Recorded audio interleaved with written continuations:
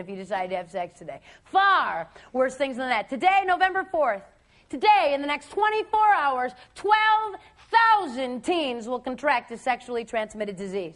Today. 12,000 more tomorrow. 12,000 teens who got up this morning and said, like some of you sitting in this room, that's not going to happen to me.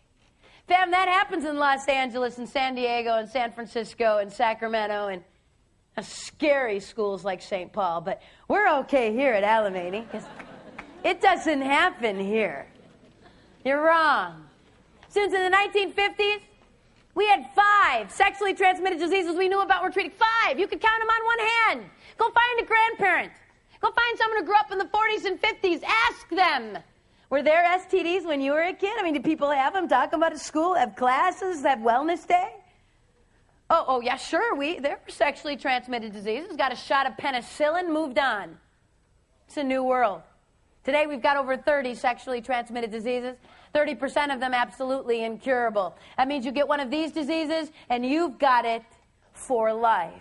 Which is a lovely thing, guys, when you're getting ready to get married. Found this girl you love. I mean, this is it. She's the one you want to spend your life with. All those other girls, that was just messing around. This is the real thing. Pull out that diamond, look her in the eyes. If you're really cool, young men, you'll get on your knees. And you say, marry me. By the way, I've got genital warts. You'll get it too. And we'll both be treated for the rest of our lives. In fact, you'll probably end up with a radical hysterectomy, cervical cancer, and possibly death. But marry me. Well, I'm excited now. Thank you for sharing. Isn't that what you want to tell your spouse?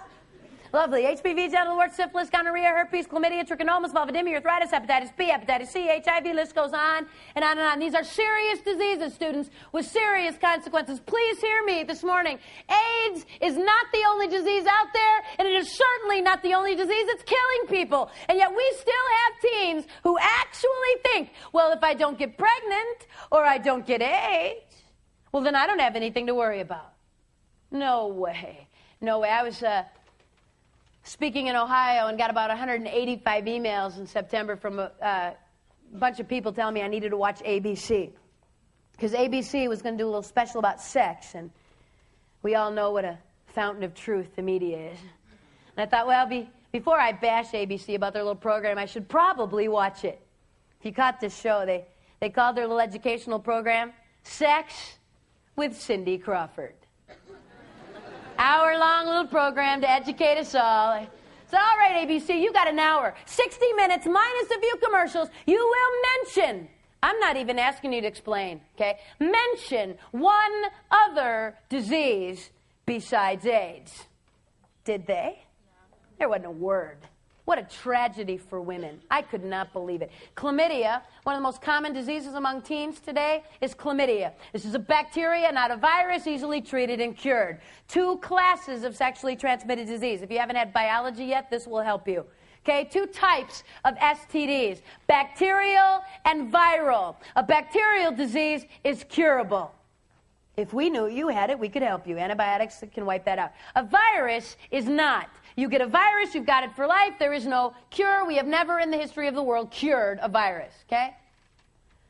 Chlamydia is not a virus. It's a bacteria, curable. So what's the big deal? I'll tell you what the big deal is. And over 90% of teenagers who have chlamydia, there are no symptoms. You can't treat a disease you don't know you have. We got all kinds of teenagers out there having sex going, well, it's not bothering me. I mean, I've had sex, but I don't have a disease. Never been tested, certainly not in the last 2 months. But I know I don't. How in the world would you know that? Oh, let me tell you something pretty safe to say I know about you. If you're sitting in this room and you are sexually active or have had sex, let me tell you something pretty safe to say I know about you. It's true of teens all over the world. You actually believe that if you get up the next morning and herpes isn't tattooed to your forehead, you don't have a disease. I mean, if I can't see it, feel it, or touch it, I don't have it. If I had a disease, I would know. My nose would turn purple, my ears would be red, something would burn. I would know. No, you wouldn't. If I asked you what the pregnancy rate was at your high school, you could probably tell me. We had 8 girls get pregnant last year. There were 7 girls at our school. We've got the highest pregnancy rate. But I don't know anybody at my high school who's got a disease. Really? First of all, your friends aren't getting tested. And even if they were, do you think they would tell you? Went to the doctor Monday, found out I had herpes. Tell everybody by 5th hour. I would like for the entire school to know. You think I'm going to tell you? There's no way. So you think walking down the halls you're going to see it? Oh, purple nose, herpes, stay away from that. Oh, am I going to do that? So you think because you can't see it, feel it, or touch it, or know anyone with it, it doesn't happen. It doesn't work that way. The American Medical Association released a bulletin about a year ago. They said this: every teenage girl who has had sex or is sexually active has to be tested for chlamydia every 6 months. Every teenage girl who has had sex has got to be tested for chlamydia every 6 months. Cindy Crawford didn't have a few seconds to mention that? Couldn't fit that into her little schedule? Why did the AMA say girls? Why didn't they say every teenager having sex should be tested for chlamydia? Don't guys get this? Of course they do. Who in the world do you think you're getting it from, girls? Guys and girls both get this, so why would they say just girls? I'll tell you. Girls, listen up. Girls, you contract chlamydia one time in your lifetime, cured or not, and there is a 25% chance you will be sterile for the rest of your life. Contract this disease twice, girls, it jumps to 50%. Contract it 3 times, and there's a really good chance you will never have children. We've got women in their 20s, early 30s saying, I'd like to start my family now. I'm married, like to have a child. They try, can't get pregnant. They go running to an infertility specialist. He checks and says, my goodness, you've got all this scar tissue in your fallopian tubes, your ovaries, your uterus. You have pelvic inflammatory disease, PID. You had chlamydia or gonorrhea. What? What in the world did I have? How could I have had that disease? I didn't even know. It's too late, girls. Girls, I'm begging you to hear this morning. Please hear me. That guy can break up with you, leave you, meet another girl, marry her, and have a family. This is not going to hurt him. You're scarred for life. You have more to lose, girls. Please don't miss this. I am so sorry. Life is not fair. There is no even score here. Girls, you are going to pay a higher price physically every single time.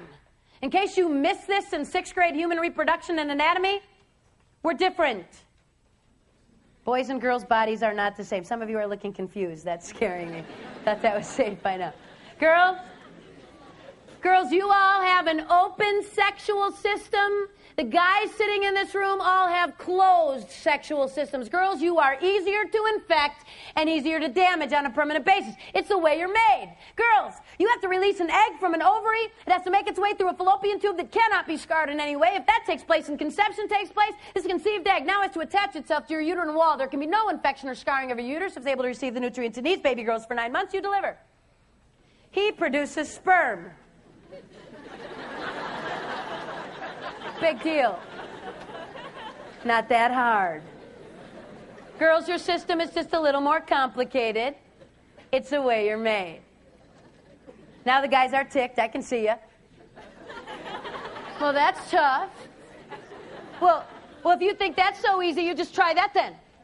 See, they let a woman speaker come in and talk about sex, and she's just dissing men. What's wrong with you? Some kind of feminazi or something? Don't you like men? I like men. I married one. I have 2 boys. And I'm going to say something really nice about a lot of the young men sitting in this room, so I don't want any guys with selective hearing. Okay, you got to pay attention to the whole thing, not just a little part. Girls, I've traveled this country. I've been in towns, cities, and schools all over this nation and around the world. And girls, in every school I've been in, and Alamania is no different, sitting in this room are young men of integrity, guys with character, girls, guys who do care about you. Girls, the kind of guy, if you were to date him, would look at you and say, I do love you, and you matter. And you know what? I might be able to walk away from sex with you without permanent damage. But you might not. And I love you so much. You matter so much that I would never ask you to put your life on the line to meet my momentary need. I would never pressure, demand sex, dump you if you wouldn't sleep with me. I care too much for you for that. There are guys with that kind of integrity, girls. I married one. Unfortunately, as a small word of warning, there are some guys who don't care. As long as they don't get hurt in the long run, they're going to say all the words. I love you. Well, everybody else is doing it. I can't live with it. If you won't, she will. I'll die. You're not going to die. Nothing will fall off. You will live. Real love respects. Love doesn't pressure, damage, hurt, take, and walk. It's not love. That's selfishness. Kids ask me everywhere I go, well, Pam, how do I know if it's love? How do I know if this person loves me? They said it, my heart's pounding. They're really, how would I know if it's really love? There's only one way.